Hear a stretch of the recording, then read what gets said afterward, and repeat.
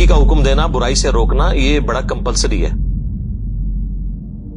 बुखारी और मुस्लिम में एक और हदीस है, नबी अलैहि फरमाया कि नेकी का हुक्म देने वाले और बुराई से रोकने वालों की मिसाल उस कश्ती की मानिंद है। अब देखें कैसी हुजूर ने मिसाल बयान की, जिसकी 2 मंजिलें हों। पुराने जमानों में बहरी जहाज चला करते थे।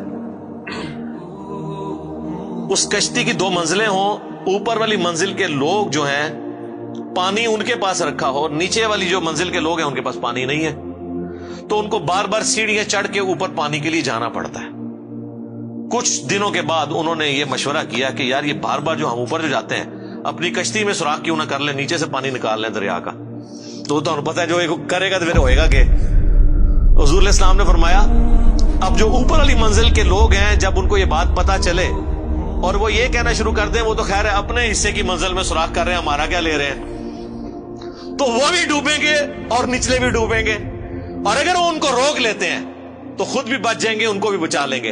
हुजूर ने फरमाया ये मिसाल है नेकी का हुक्म देने और बुराई से रोकने की, कि जो लोग नेक वहां पे मौजूद हैं अगर वो बुराई से बाकी लोगों को नहीं ना रोकते तो हम तो डूबे हैं सनम, तुम्हें भी ले डूबेंगे। तुम्हें इसलिए ले डूबेंगे कि तुम्हें अल्लाह पूछेगा भाई तुझे अपने दुनिया के नुकसान पे तो गुस्सा और गम होता था, जब मेरे दीन का जनाजा निकल रहा था तू चुप करके बैठ के एसी वाले कमरों में सुभान अल्लाह रोजाना 100 दफा अल्हम्दुलिल्लाह अल्लाह अकबर, ये तो बड़ा आसान है ना, सुभान अल्लाह व बिहम्दी 100 दफा सुबह 100 दफा शाम नु, ये तू काम पा के रखे, असल जेड़ा काम करने जो कीता ही कोई नहीं।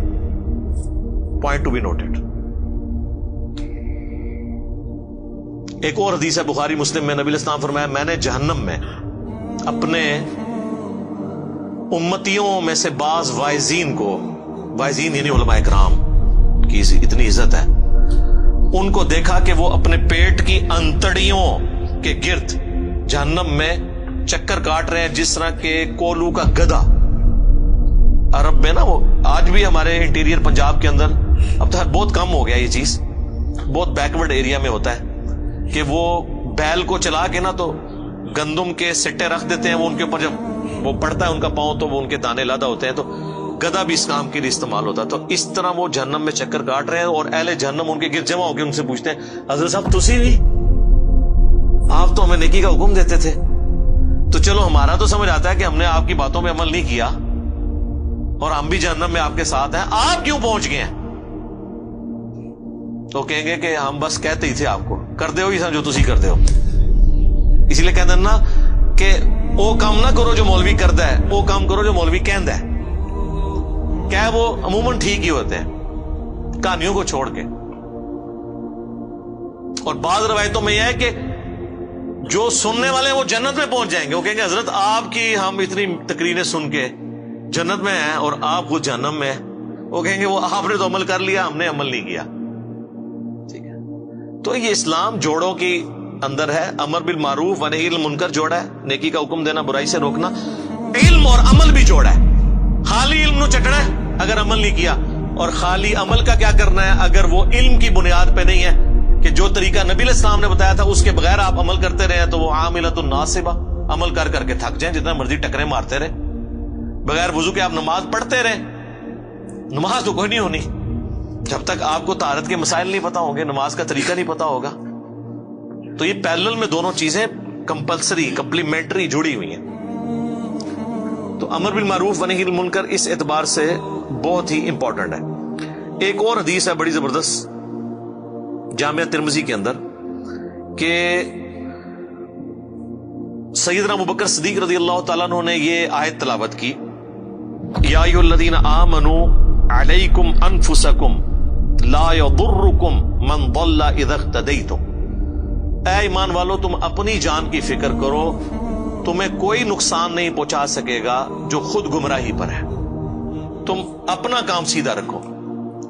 और हजरत अबू बकर ने कहा कि तुम ये आयत पढ़ के ये समझते हो कि तुम खुद नेकी का काम करते रहो, जो बुराई करते हैं उनका वबाल तुम पे नहीं पड़ेगा, तो ये मतलब ना लेना है इस आयत का, क्योंकि मैंने खुद रसूलुल्लाह से सुना था कि अगर कहीं पे लोग मौजूद हों और वो बुराई को देखते हों और बुराई को रोकने की कोशिश ना करें तो अनकरीब अल्लाह उन सब पे अजाब भेज देगा, और वो दुआ करेंगे उनकी दुआएं भी कबूल नहीं होगी, यानी नेकों को भी रगड़ा लग जाएगा।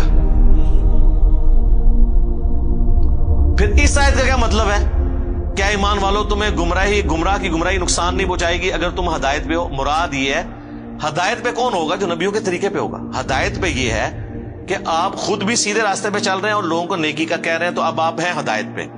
آپ کی دعوت کے باوجود کوئی برائی پہ چل رہا ہے نا، تو اب اس کا برائی پہ چلنا آپ کو نقصان نہیں پہنچائے گا. ہاں اگر آپ خود نیک عمل کر رہے ہیں، کسی کو روک نہیں رہے ہیں، تو اب اس کی برائی کا وبال بھی آپ پہ آ جائے گا.